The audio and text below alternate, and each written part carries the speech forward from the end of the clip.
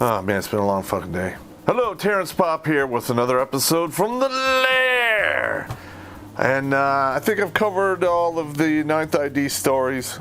Maybe a few more will pop into my head down the road. But so basically, you know, I went through RIP.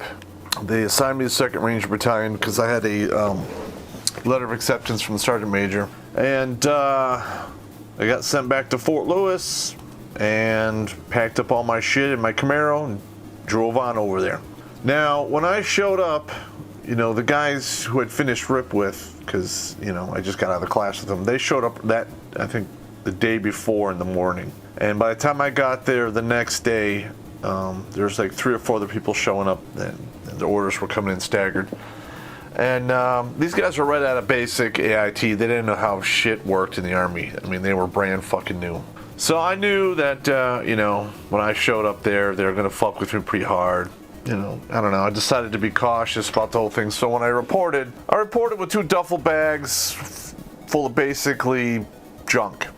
I think it's some comic books that were fucked up, some, you know, boots that were unserviceable, a sleeping bag that had a big hole in it, and, you know, just junk. So they make us go up to the day room, and there's like six of us there, and including me. And then they bring in the guys that came in the day before, and you know, they just smoke the fucking shit out of us. You know, like do push-ups and sit-ups. You know, it's just the fucking usual hazing bullshit. You know, I was fully expecting this. And then, you know, they take you out and they walk you to your room, and they tell you where you're gonna live, blah blah blah, and they go get your shit. So I'm like, okay. And I go back there, and everyone who left their bags in there, their shit was scattered all over the fucking bay. I mean, just fucking everywhere. And I look back and forth, and I'm like, hey, or whatever. And I just didn't even bother picking any of this shit up. I said, fuck it, fuck them. I went down to my car, started loading my shit up in my room. And they came in and fucked with me, I don't know, up to about 10 o'clock at night. You know, I basically had my car parked outside the barracks. And nobody said that, you know, I had to stay there. You know, I think it was assumed, but nobody said, hey, Pop, you need to fucking stay here. No. As soon as lights out, 2200 hours, I opened up the window on the 3rd floor, got out, walked out to the corner, went down the drain pipe, got in my Camaro, and took off, and didn't come back until 5 in the morning. And that went on like that for about 2 months, you know, when I wasn't in the field. Basically, a lot of the fucking crazy shit happens in the Ranger Battalion. Roughly, after about 2130, 2200 hours, once lights are out, or, you know, when the NCOs go downstairs and do their own deal, because then you get all kinds of fucking crazy shit. Okay, now, these are some of the stories that I was told that happened about 6 months to a year before I got there. One guy, well, there was actually 3 guys. They took him up to the roof, and, you know, had their hands tied behind their back, and put piano wire around their balls and nuts, you know, balls, nutsacking, your cack. And then they tied it to a rope. And then they tied the end of the rope to a cinder block. Now, I didn't see this, but I did talk to people that actually were involved in the CID investigation and the 15-6 investigation that was done inside, so this happened. You know, apparently the rope was long enough that, you know, it was kind of a mind game. They were going to throw it off and then say, hey, you got a decision to make, you know. Well, 2 of the 3 guys didn't jump, you know, but the 3rd guy, because they did these all at the same time, the 3rd guy, I probably would have done the same thing, you know, thinking you're going to get your dick and balls ripped off or jump from the 3rd-story building. He jumped from the 3rd-story building. He had a compound fracture in his femur and a spiral fracture of his lower bones. Basically, military career over. Everyone in the chain of command got relieved. It was a big fucking hooty-doo. Now, did that stop it from, you know, shit like from that happening for a little while? But, you know, they still fucking are pretty egregious. About 2 months into it, we had a IG inspection where basically everyone that lived in the barracks had to stay overnight and clean the whole thing.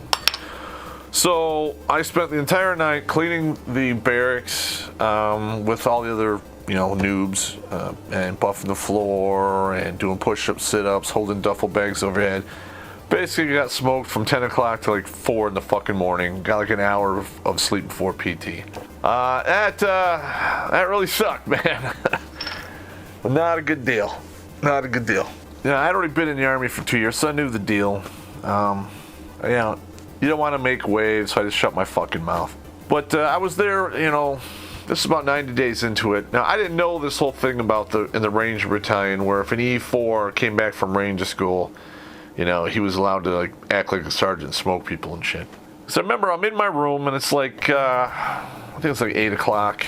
And I'm writing a letter. I remember I had my back to the door, and this dude kicks the fucking door open and tells me to get out. And I turn around, and it's another E4 like me. And I'm like, what? I'm like, who the fuck are you? Why the fuck are you in my room? Get the fuck out of here before I push your face in, motherfucker. So he like walks out.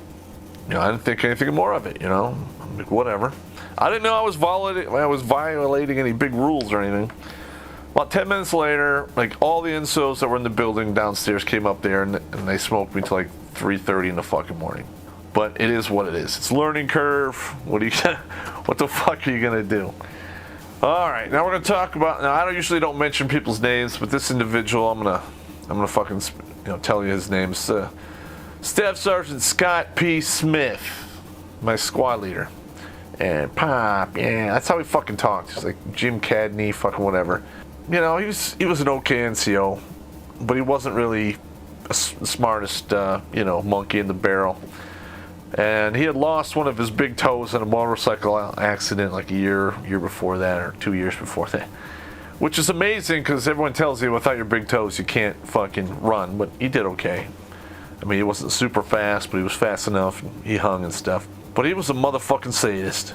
This guy was all over my shit. You know, he would keep me occupied doing something and then tell me to do something else.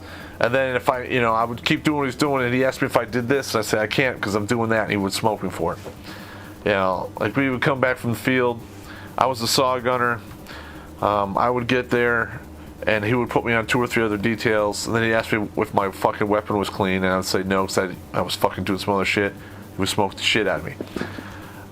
He was a raging fucking asshole. But, you know, when you come up against it, you either adapt or you fucking die. Okay, so we'd be coming back from the field, and I already knew the fucking game. So I would start running ahead of the fucking platoon, and I would run, and I would probably get there about 15 or 20 minutes before everyone else. I'd roll right upstairs, go right down to my birthday suit, box the Tide, cleaning equipment, take the weapon right into the shower, hot shower, scrub it down with the Tide, rinse it all off. You know, by the time they came in, that weapon was fucking clean. I was clean. I was in a fucking fresh uniform, ready to play the game. And, after a while, he kind of died off a little bit, but he was still a raging fucking asshole. And, we'd go to the field. He would always be like, well, Pop, how do they do it in Legland? And I'm like, I don't know. I'd pull up my fucking blowtorch, my fucking, pot, heat up my own fucking food, have the MREs, the whole fucking deal. Because you can't just eat the MREs. I mean, they're good for a little while in the beginning, but you just can't do it. So I would cut them with top ramen. I'd have a thing of peanut butter. I'd always heat up my own food. I had the whole fucking deal. I was putting everyone else to fucking shame. And this is another one here, because I had already spent 2 years in 9th ID. I'd been up to Yakima many times in the winter. So I'd go out on this one operation up there in Yakima. Now, Airborne Rangers, they're light infantry, okay? So you don't have the tents, you don't have the vehicles, you don't have any of that support equipment. So when you go out to the fucking, this Yakima in the winter, it is fucking cold, the wind is fucking crazy. I mean, it was absolute suckfest for everyone else but me, because I knew the deal. So what I would do is I would go pull out my E-tool, and I would dig down into the ground about 10 to 12 inches, and I would put the dirt around the hole, and I would make the length of my entire body. And I would take out my rubber poncho, because I bought those at a surplus store, put them together, and then I staked them down, and then I put rocks around it. And then I put a stick up in the middle, so, it basically made a fairly insulated one-man shelter. And I had a little, it was a little coffee can with a candle in it, and I would light it, and it would heat the whole place up. I was living just fine, and everyone else was doing the shimmy, shimmy, shake. Fuck them. But anyway, this game of wits went on with him for quite some time, up until Panama, when we jumped into Panama, because I don't know what his problem was. He felt like he was slighted, or, you know, I don't know, people were fucking disrespecting him. But remember when I mentioned before that fate has a way of, you know, getting even sometimes, you know, especially when shit's fucking going south. So Staff Sergeant Smith got to the 2nd Ranger Battalion right after Grenada happened, so he missed it. He threw a temper tantrum and wanted to leave the Ranger Battalion, and I think he left like 2 weeks before Panama went down, so he missed that. So he spent all that time in the Ranger Battalion. From 82 to 89, there was 2 combat deployments and he missed both of them. What a fucking shame. Terrible shame. He went on to become a sergeant major somewhere. I don't believe he did so in the regiment. He was not my sergeant major. He was, you know, pretty sadistic and unprofessional. And I hope I never see that guy again, because he was a raging fucking asshole. All right, let's see what else we got here. Oh, there's another. This is a really good fucked up funny. This is a fucked up funny games that he used to play with me all the time. And I don't know. I mean, they couldn't make me quit, you know, physically. I mean, I could hang with everything. You know, I knew the deal. They just couldn't break me. So old Scott P. Smith decided that when we went to the field, I got to eat all of the omelets with cheese. We called it the vomlet. So basically, everyone would take the MREs, everyone always left the vomlet, and that's all I have. So we're talking 5, 8, 12 days in the fucking field, and all I got to eat was fucking vomlets. When you fuck with a dude's food, that's a special kind of hate. Alright, when you tell a guy, fuck you, you're gonna eat the worst fucking food we have, you fucking piece of shit, that, in my opinion, was way over the fucking top. That was hard. That was hard. But, you know, hey, you know, I drove through it, made my top ramen, had my peanut butter, my pogie bait, you know, usual shit. But if you know what you're doing and you have a good head on your shoulders, you can overcome tyranny. Not some of the time, not part of the time, but all of the time. And you just got to get creative. Anyway, there's more second best stories coming up. I'll talk to you later. Have a good evening.